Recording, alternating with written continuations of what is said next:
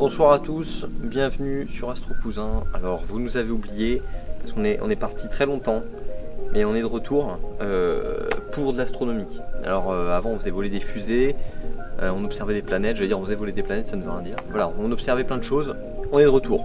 Et on va aller directement dans le vif du sujet. On va observer aujourd'hui la galaxie du Tourbillon. Alors c'est une galaxie en spirale qui se trouve dans la Grande Ourse, vers la dernière étoile. Je vous mets un petit schéma, voilà. Et c'est la dernière étoile, elle est un petit peu à droite. On va l'observer ce soir. C'est une galaxie que j'adore prendre en photo parce qu'elle est super jolie, qu'elle est hyper inspirante, et elle est en spirale et c'est très beau. Et donc on va l'observer ce soir avec le télescope Skywatcher 150-750 qui n'a pas changé depuis 20 ans maintenant. Alors avant de commencer, on va rappeler quelques petites bases dans l'astrophoto. Vous n'êtes pas sans savoir que la Terre n'est pas plate. Voilà, la Terre est ronde, donc elle tourne sur elle-même, donc les objets du ciel tournent. Voilà. En astrophoto, on a besoin de capter des objets peu lumineux, donc de mettre des temps de pause longs. D'accord, pour que le capteur il englobe un maximum de lumière, comme moi je prends cette lumière, on prend un maximum de lumière, sauf que si on ne compense pas le mouvement de la Terre, ça va faire du filet sur l'image. Je vous mets une photo juste ici, ce qui fait que c'est moche en fait, on voit rien. On a un moteur qui est monté sur une monture équatoriale. Une monture équatoriale, c'est une monture qui est faite pour compenser du coup l'axe de rotation de la Terre. On utilise un viseur polaire. Ce viseur polaire il nous permet de bien centrer l'étoile polaire par rapport à notre monture équatoriale. Je rappelle, l'étoile polaire c'est celle qui est le moins movible, celle qui ne bouge pas en fait, hein, l'axe de rotation de la Terre c'est par rapport à cette étoile là.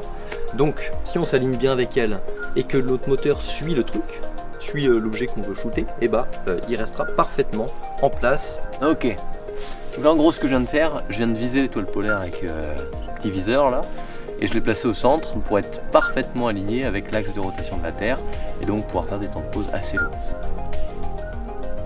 Alors là, Nathan est en train de chercher la galaxie du Tourbillon.